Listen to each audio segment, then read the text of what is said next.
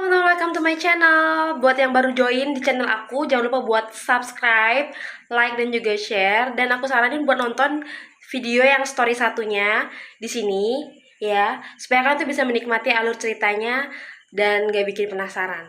Buat yang udah nonton story 1, boleh langsung lanjut di story 2 ini ya. Let's check it out. Jangan lupa aktifin lonceng notifikasinya ya, biar langsung dapat update-annya. Bye!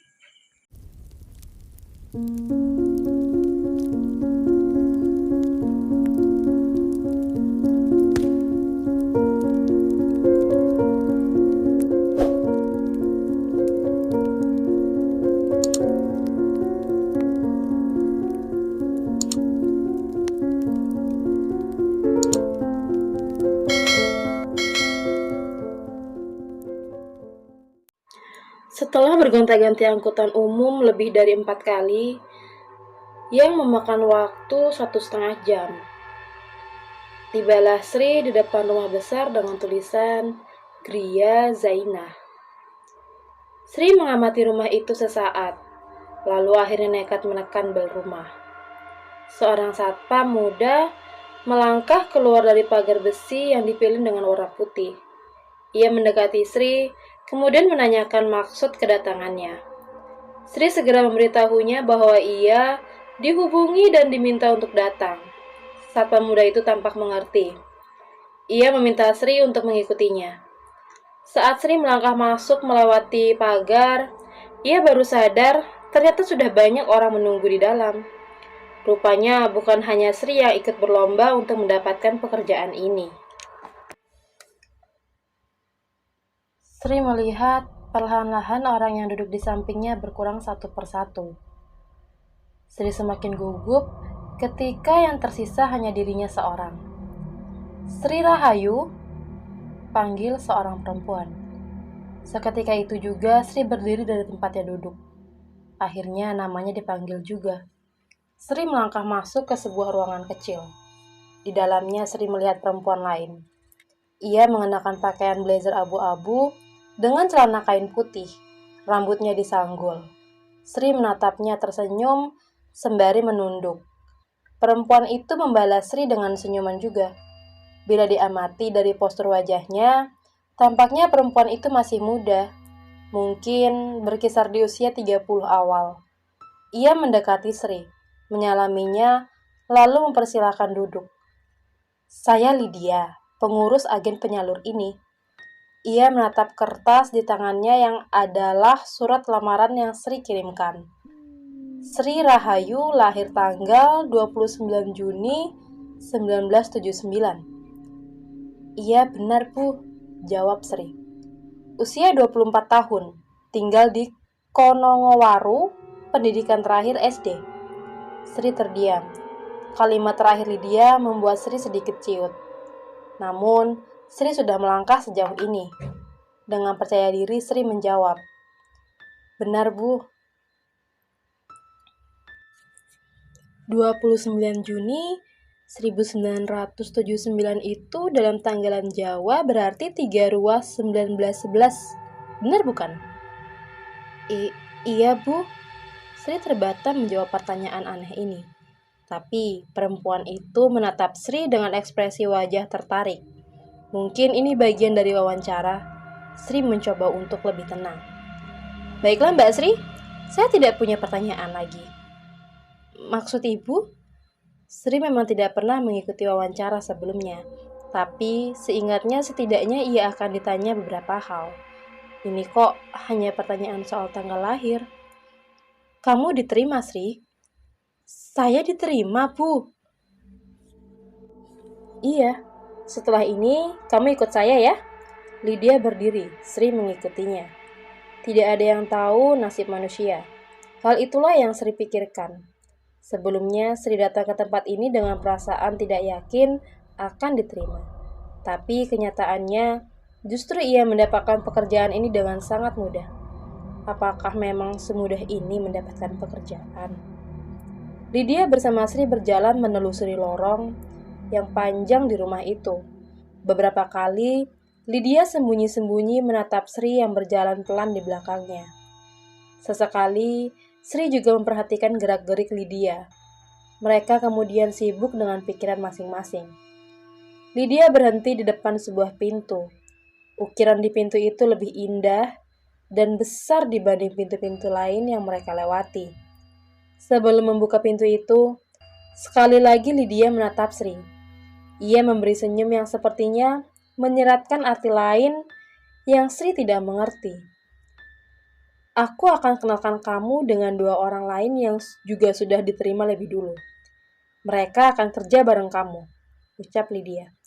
Ia mendorong pintu, kemudian mempersilakan Sri masuk terlebih dahulu. Sri melangkah masuk. Ruangan besar ini terlihat seperti ruang tunggu sebelumnya. Pandangan Sri tertuju pada 2 perempuan yang sedang duduk. Mereka sedang mengobrol sebelum melihat Lydia dan Sri melangkah masuk. Kedua perempuan itu memandang Sri dengan tatapan menyelidik. Lydia tersenyum kepada mereka, kemudian mengatakan kepada Sri, "Ini Mbak Erna dan Mbak Dini. Mereka yang akan kerja bareng kamu." Lydia memandang Erna dan Dini. "Mbak Erna, Mbak Dini, ini Mbak Sri, orang terakhir yang akan menemani kalian dalam menerima pekerjaan ini." Erna dan Dini berdiri, tersenyum menatap Sri sebelum mengulurkan tangannya. "Senang bisa bertemu, Mbak." Sri mengangguk, tersenyum memberi salam kepada mereka. "Kalian tunggu di sini dulu, gak lama lagi calon majikan kalian akan datang," pesan Lydia sebelum meninggalkan ruangan. Sri, Erna, dan Dini pun menghabiskan waktu menunggu dengan berbincang satu sama lain. Calon majikan mereka memang meminta 3 orang perempuan yang memenuhi kriteria khusus. Selama itu pula, tak ada satupun perempuan yang diterima lagi setelah kedatangan Dini. Erna dan Dini sendiri mengaku bingung. Penilaian macam apa yang dipakai untuk menerima seseorang untuk bisa bekerja di tempat ini. Namun, selama 1 minggu menunggu itu, sebenarnya tidak menjadi masalah baginya, karena Erna sendiri bercerita kalau ia mendapatkan bayaran. Dini mengangguk, membenarkan cerita Erna. "Aku awalnya kesini itu sebenarnya terpaksa, lanjut Erna. Setelah bercerita panjang lebar, ia mengalihkan topik. "Kerja untuk tambahan biaya nikah. Tapi lah dalah, ternyata tawaran gajinya gede." "Iya," balas Dini. "SPPK anakku yang nunggak 6 bulan bisa lunas pakai sekali gajian nanti." Sri tertegun menatap mereka. "Saya boleh nanya, Mbak?" "Mbak? Sudahlah Sri, jangan panggil Mbak. Panggil Erna saja. Usia kita nggak jauh kok," jawab Erna yang diamini oleh Dini. "Baik Mbak. Din, saya mau tanya, berapa gaji yang dijanjikan sama kalian?" Erna dan Dini saling menatap satu sama lain. Sebelum akhirnya Erna menjawab, "Kami mau digaji 10 juta per bulan, Sri." 10 juta? Sri kaget. Bayaran yang sebesar itu untuk gaji pembantu rumah tangga tentu saja sulit dipercaya. Sri sedikit banyak tahu bahwa gaji pembantu rumah tangga tidak sampai menyentuh angka 1 juta. Namun, ternyata gaji mereka 10 juta. Sesuatu mengganjal di pikirannya. Erna berbisik ke Sri. "Memang aneh, Sri. Awalnya, aku juga nggak percaya. Tapi tahu nggak?" kata Erna. "Aku beneran digaji segitu. 300.000 sehari selama 1 minggu ini. Jadi kamu terima saja ya, daripada kami kudu nunggu lagi." Sri mengangguk. Walau merasa ada yang aneh dari pekerjaan ini, Sri akhirnya memilih untuk mengabaikannya. Bagaimanapun juga, uang 10 juta lebih dari cukup untuk merenovasi rumah dan membuat bapak hidup lebih enak. Terdengar suara pintu diketuk. Lydia masuk, mengatakan kepada mereka bahwa calon majikan mereka sudah tiba. Ia ingin bertemu dengan mereka satu demi satu. Lydia memanggil Erna. "Ayo Mbak Erna, Simbah sudah menunggu." Erna berdiri di tempat duduknya. Ia melangkah mendekati Lydia sebelum akhirnya pergi meninggalkan mereka. Sri menatap Dini. Ia bingung, siapa yang dimaksud Simbah oleh Lydia? Dini terdiam sejenak, sebelum kemudian bercerita tentang seorang wanita tua, salah satu dari keluarga paling kaya di Jawa Timur. Aku hanya pernah bertemu dengan dia sekali, kata Dini. Matanya tidak menatap Sri. Meski usianya sudah tidak muda lagi, tapi aku bisa melihat dia begitu cantik di usianya yang sudah tua. Cara dia melihat sangat anggun, dan suaranya membuatku segan setiap kali dia mengatakan sesuatu. Dia seperti memiliki karisma sendiri yang membuat aku sendiri heran. Nama beliau adalah Karsa Atmojo, kepala keluarga Atmojo. Sri terdiam. Ia seperti pernah mendengar nama Atmojo, tapi ia lupa kapan dan di mana. Sri akhirnya memilih untuk tidak berkomentar.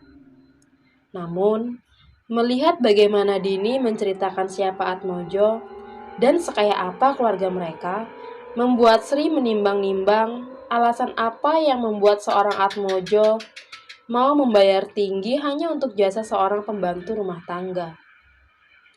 Pintu kembali diketuk. Kali ini Lydia memanggil Dini. Setelah Dini pergi, Lydia berhenti sejenak. Ia menatap Sri. Sebentar lagi kamu akan bertemu dengan dia, Sri. Bila boleh saya ingin menyampaikan sesuatu sama kamu, orang yang akan kamu temui ini bukanlah orang sembarangan. Katakan, apa yang kamu minta kepadanya? Dia pasti akan mengabulkannya. Lydia melangkah pergi.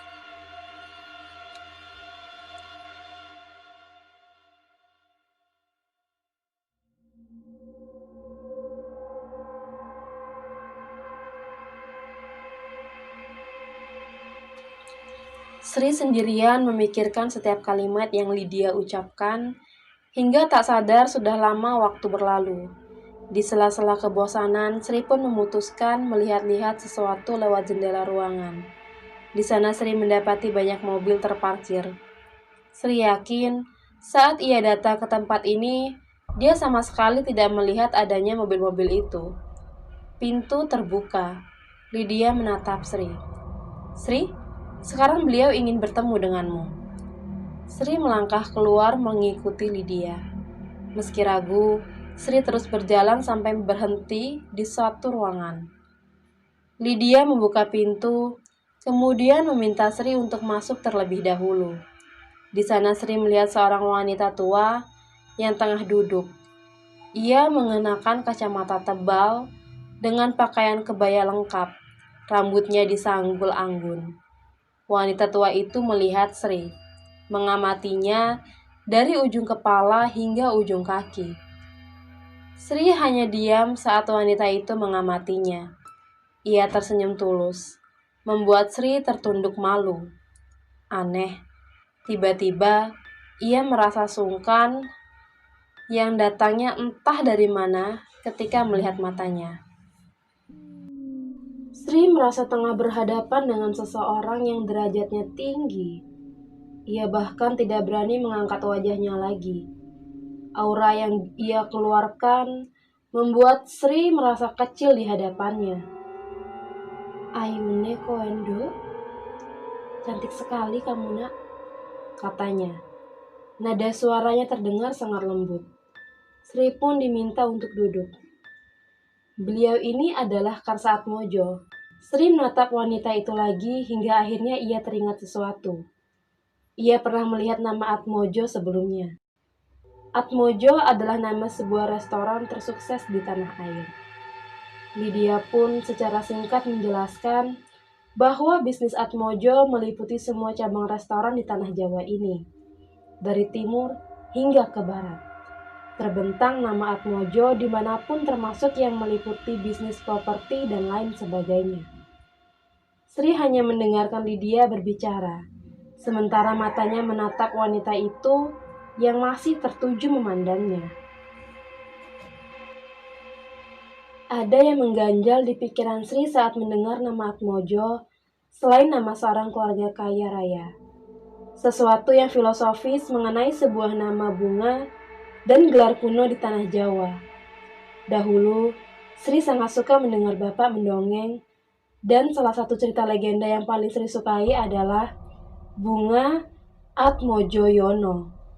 Salah satu dari bunga yang dulu begitu wangi dan sudah melegenda.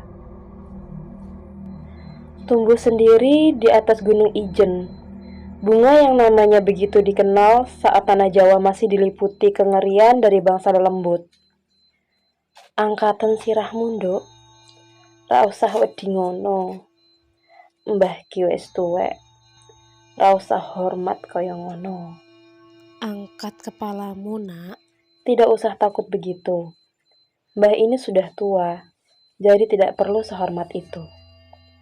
Sri hanya mengangguk, ingin rasanya mengangkat kepala, tapi Sri tidak dapat melakukannya. Benar apa yang dikatakan oleh Dini. Karsa Atmojo Memiliki sesuatu yang tidak dapat dijelaskan dengan logika. Sesuatu yang membuat semua orang merasa bahwa Karsa Atmojo jauh lebih tinggi dari siapapun. Nduk, kamu mau kerja sama saya? Sri tercekat. Ia menatap mata Mbah Karsa yang seakan-akan membuai dirinya. Belum pernah Sri merasa senyaman ini saat berbicara dengan seseorang. Hingga tanpa sadar, Sri mengangguk dengan sendirinya. Kalau Mbah boleh tahu, berapa gaji yang kamu inginkan? Sri tidak langsung menjawab. Ia teringat pembicaraannya dengan Erna dan Dini tadi. Sri terpikir untuk menerima gaji yang sama, tapi entah kenapa ia merasa ragu dengan pilihannya. Seakan pilihannya akan menanggung segala risiko yang dirinya sendiri tidak ketahui.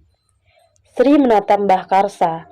Dengan suara ragu-ragu, Sri mengatakan, 700.000, Mbah. Lydia melirik Sri. Wajahnya tampak bingung. Mbah Karsa lebih bingung. Ia kemudian mengajukan pertanyaan itu lagi. hanya 700.000, Nduk.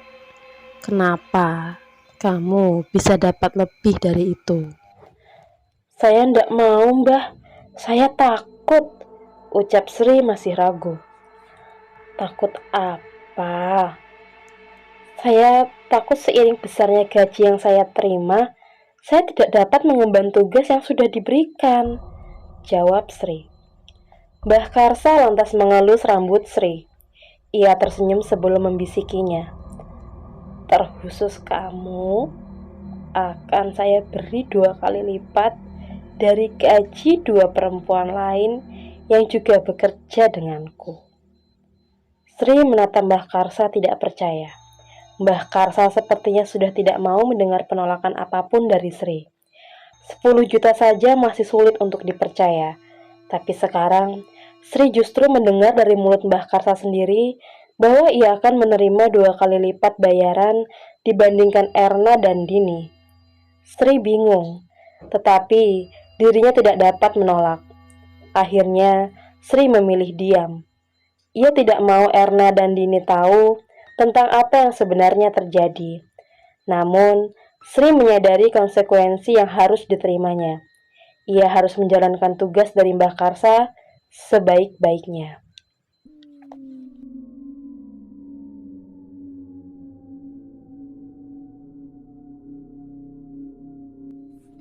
Hari itu menjadi awal kehidupan yang baru bagi Sri. Setelah kepulangan Mbah Karsa, Sri memutuskan untuk segera pulang. Ia menceritakan semua yang terjadi hari ini ke bapaknya. Siapapun pasti akan tidak percaya mendengar cerita Sri. Namun tidak dengan Pak Jatmiko. Wajahnya justru menyeratkan kekhawatiran yang belum pernah Sri lihat sebelumnya. Banyak rumor tentang keluarga Atmojo yang Bapak dengar. Rumor apa, Pak? Tanya Sri bingung. Rumor tidak menyenangkan, Dok. Memang, Bapak nggak pernah percaya dengan rumor dari orang lain bila Bapak tidak melihatnya dengan mata kepala sendiri. Tapi Pak Jatmiko tampak berpikir. Matanya menerawang jauh, seperti ingin mengatakan sesuatu, tapi terganjal di sudut lidahnya. Satu hal yang Bapak percaya sampai ini. Firasat Bapak sebagai orang tua kamu. Bapak khawatir. Tidak tahu kenapa Bapak tidak mau kamu bekerja di sana. Ucap Bapak diikuti batuk-batuk. Sri mendekati dan menahan tubuhnya. Pak, Bapak sendiri yang bilang. Bapak kepengen Sri maju. Mungkin benar seperti ada yang aneh dengan pekerjaan ini. Tapi Sri merasa Atmojo adalah keluarga yang baik. Beliau begitu lembut saat berbicara kepada Sri.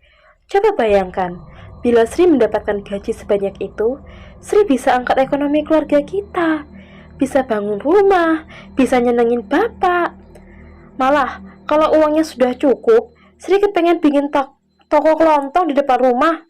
Jadi, Sri bisa di rumah, berpenghasilan, sambil menjaga Bapak. Pak Jatmiko tersenyum. Ia tidak lagi bisa menolak. Sri sudah mengatakannya. Ia hanya mengangguk sembari mendoakan anak semata wayangnya mendapatkan apa yang ia inginkan. Meski sebenarnya firasat buruk itu masih tetap ada dan mengganjal pikirannya.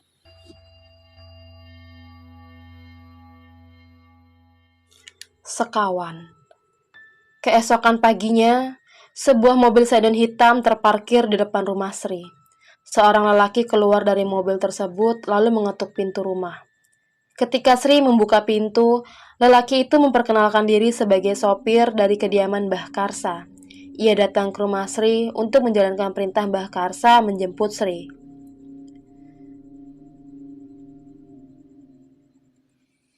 Selama perjalanan, beberapa kali Sri menangkap mata sopir mengawasinya dari kaca depan. Sri melihat gelagat aneh itu, tapi dia memilih mengabaikannya saja. Tak ada percakapan apapun selama perjalanan, bahkan sampai ke kediaman Mbah Karsa. Sri melangkah turun dari mobil. Si sopir menunjuk arah di mana Sri harus menuju. Sri mengangguk tanda mengerti.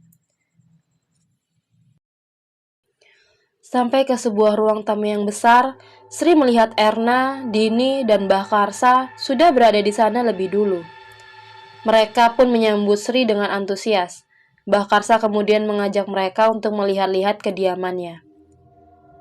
Terima kasih, kalian sudah mau datang ke kediaman saya, ucap Mbah Karsa.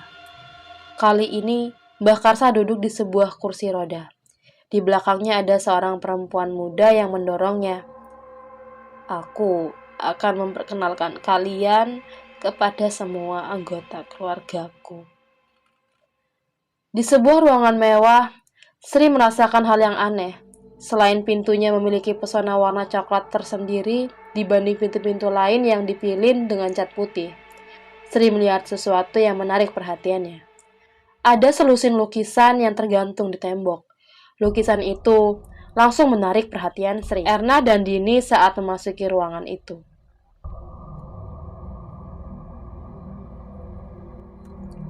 Mereka semua adalah anggota keluarga saya, keluarga besar Atmojo.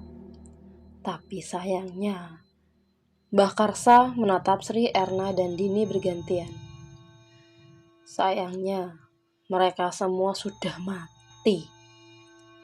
Mati, batin Sri saat mendengarnya. Benar, mereka sudah mati. Sri dan Erna saling memandang satu sama lain. Mereka bingung harus bereaksi seperti apa. Sudahlah, kata Mbah Karsa. Kenapa aku ingin menunjukkannya kepada kalian? Karena aku ingin kalian tahu bahwa pekerjaan kalian emban akan berhubungan dengan mereka. Berhubungan? Ucap Erna lirih. Ia bingung dengan maksud Mbah Karsa. Tapi tampaknya bukan hanya dirinya yang bingung. Sri terlihat lebih bingung mendengar kalimat itu.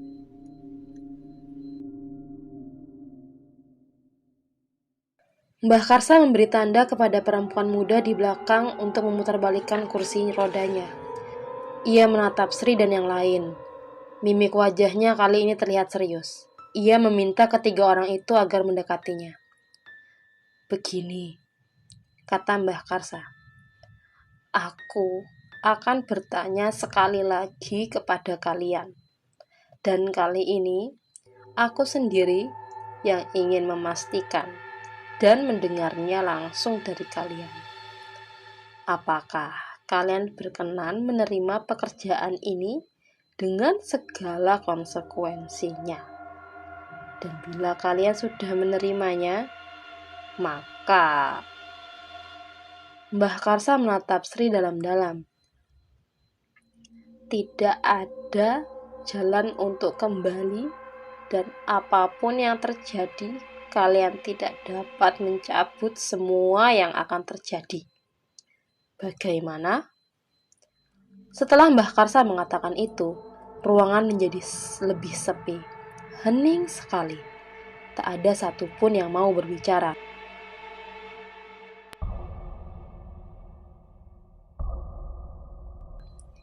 Lama menunggu, rupanya membuat Mbah Karsa tidak sabar, sehingga ia menunjuk Erna agar segera memberikan keputusan. Dengan suara tergagap-gagap, Erna bertanya, "Apakah saya akan mendapatkan gaji yang sama seperti saat kita bertemu, Mbah?" Mbah Karsa tersenyum mengangguk. "Tentu, itu hak kamu yang akan saya penuhi." "Baik, Mbah, saya mau." Begitupun juga dengan Dini. Ia langsung menjawab bersedia tanpa Mbah Karsa bertanya terlebih dahulu. Dini beralasan ia tak kuasa menolak dengan gaji yang tinggi itu. Hingga sampailah ketika Mbah Karsa menatap Sri. "Kamu gimana, Nduk? Apakah kamu sudah memutuskan?" Sri tidak menjawab. Pikirannya jauh melayang ke tempat lain. Melihat itu, Mbah Karsa berdiri dari tempat duduknya, kemudian mendekati Sri sembari berbisik. "Akan kupastikan hidupmu terjamin bila kamu mau. Namun ingat, aku tidak mau bila harus memaksamu. Putuskanlah, Nduk, sekarang juga." Saat itu juga Sri menjawab, "Baik, Mbah, saya mau."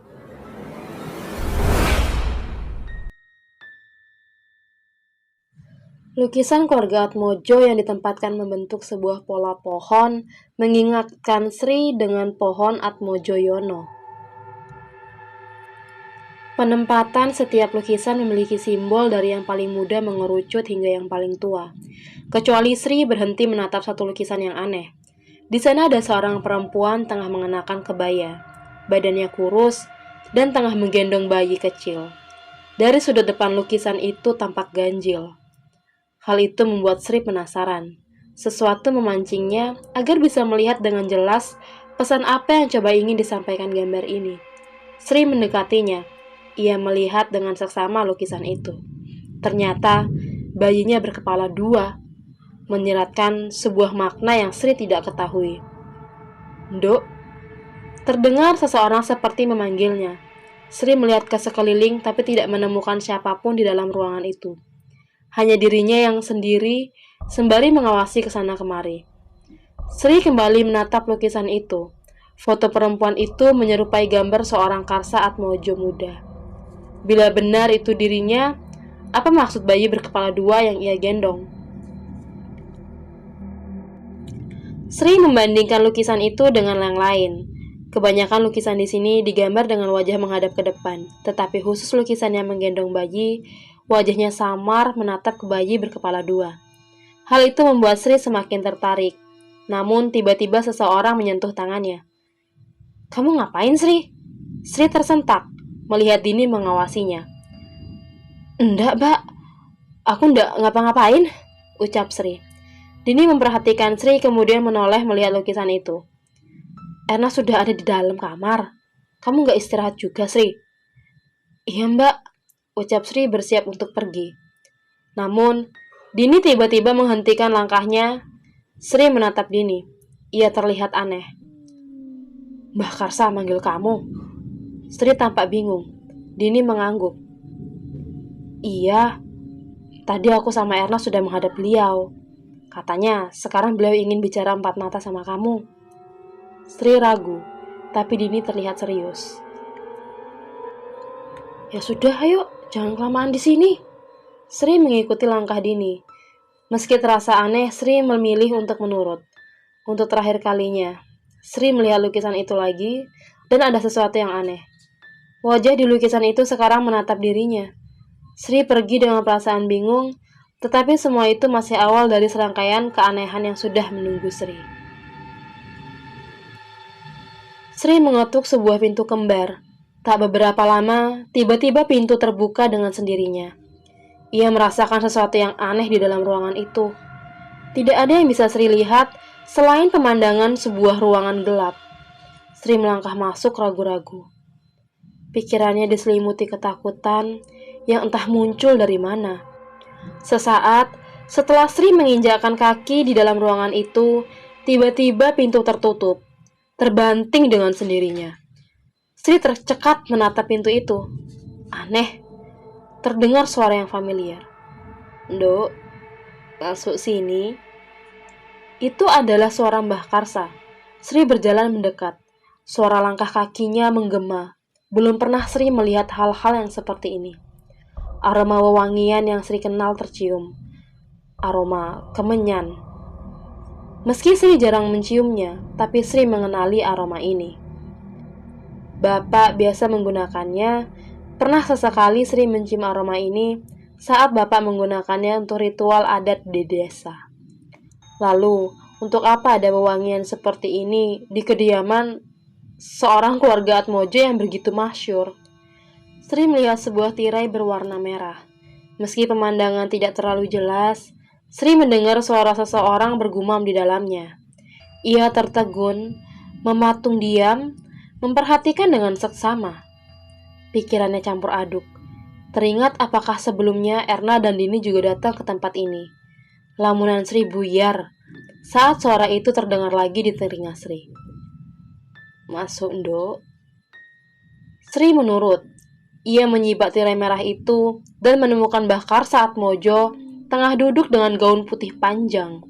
Rambutnya tergerai panjang, menonjolkan warna hitam dan putih yang sama-sama terlihat dominan.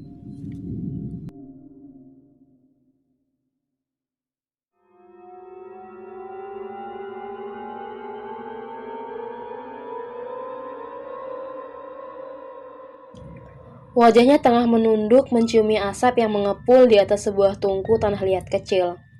Aroma kemenyan tercium dari tungku tanah liat kecil itu.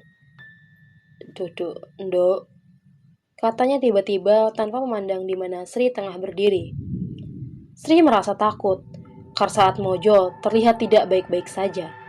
Namun, Sri enggan bertanya apa yang sedang dia lakukan. Sri duduk mengikuti perintahnya. Keheningan tempat itu begitu mencekam. Sudah lama sekali saya tidak mencium wangi dari bunga Wijaya Kusuma. Bunga yang sangat saya sukai sekaligus saya benci saat ini. Sri tertegun mendengarnya. Suara Mbah Karsa terdengar lebih berat, seperti bukan dirinya. Ia menatap tajam Sri sebelum mulai merangkak perlahan-lahan mendekati tempat di mana Sri tengah duduk. "Mbah, Anda tidak apa-apa?" tanya Sri khawatir. "Ndak apa-apa, Nduk. Tenang saja. Ini masih saya. Hanya saja setengah dari raga saya perlahan mulai lenyap." Sri tidak mengerti. Mbah Karsa kini duduk di samping Sri. Ia menciumi aroma rambutnya. "Wangi sekali, Nduk. Wangi sekali," katanya. Sri merasakan tubuhnya merinding saat Mbah Karsa mengatakannya. "Kamu tahu alasan kenapa saya memanggilmu ke sini?" Sri tertegun mendengarnya. "Tidak, Mbah. Saya memanggilmu ke sini untuk mengucapkan sumpah kepadaku bahwa kau akan mengikat kontrak yang akan membuatmu tunduk kepadaku sampai semua ini berakhir." Sri menatap Mbah Karsa. Matanya tajam sembari masih menciumi rambut panjang Sri. Berakhir? Apa yang berakhir, Mbah? Belum. Belum waktunya kamu tahu tentang itu. Tuh, yang Mbah mau kamu terima kontrak ini. Sri tampak bingung. Ia tidak mengerti kemana pembicaraan ini sedang menuju. Maaf Mbah, Sri tidak mengerti maksud Mbah. Kamu tidak perlu tahu, teriak Mbah Karsa. Membuat Sri terlonjak kaget. Setelah Mbah Karsa berteriak seperti itu, ia berbicara lirih, yang justru membuat Sri semakin takut. Keingintahuan bisa saja membunuhmu, Nduk. Mbah cuma memperingatkan saja. Sri terdiam mematung. Ia tidak mau menjawab pertanyaan Mbah Karsa. Namun, wanita tua itu tampak mengerti. Ia kemudian mulai berbicara. Mbah tahu kamu butuh duit. Mbah juga tahu rumah kamu mau roboh. Bahkan, Mbah tahu bagaimana kesehatan bapakmu. Dengar aku, Sri. Terima saja kontrak ini. Dan Mbah berjanji akan membantu serta menjamin hidup kamu. Bila kamu juga mau membantu si Mbah. Sri gemetar hebat. Ia bingung, tetapi kalimat Mbah Karsa seperti mengisyaratkan bahwa Sri tak punya pilihan lain selain menerimanya. Sri mengangguk meski ia masih belum mengerti apa yang terjadi. Tepat setelah Sri menerimanya, Mbah Karsa tiba-tiba tersenyum menyeringai. Ia mencengkeram rambut Sri sebelum memotongnya dengan sebilah pisau tajam yang ia sembunyikan di dalam gaun putih panjangnya. Ia merangkak menjauhi Sri menuju tungku tanah liat, tempat aroma kemenyan tercium dengan bara api arang. Mbah Karsa membakar rambut Sri di sana, sebelum merapal sebuah mantra yang Sri tidak mengerti sama sekali. Sri merasakan sentakan yang menyakitkan di dalam kepalanya. Ia mengamati Mbah Karsa yang tertuju melihat dirinya. Setelah selesai merapalkan mantra, Mbah Karsa mengarahkan pisau itu ke telapak tangannya, menyayatnya sampai darah menetes keluar. Ia menjatuhkan darah merah kental itu pada bara api dengan aroma kemenyan. Asap yang bermula berwarna putih mendadak menjadi hitam pekat dengan aroma anyir yang memuakkan. Sri terdiam menatap Mbah Karsa, sebelum tiba-tiba dia berdiri dan membuka gaun putihnya. Sri terbelalak melihatnya. Tubuh Mbah Karsa begitu kurus kering, dengan luka nanah dan borok di mana-mana. Sri tidak pernah tahu hal ini, dan begitu terguncang saat melihatnya. Apa yang terjadi dengan Mbah Karsa? Tak beberapa lama, Sri melihatnya muntah darah dari mulut. Begitu banyak sampai Sri tidak tahu harus berbuat apa. Karsa Atmojo menunjuk Sri sembari berujar dengan suara lantang. Mulai saat ini, kau adalah hambaku, dan dengan ini kontrak kita akan direstui. Tunaikan tugasmu, maka akan kutunaikan bagianku. Kau tidak boleh mengkhianatiku, karena nyawamu sudah tergadai di dalam tanganku.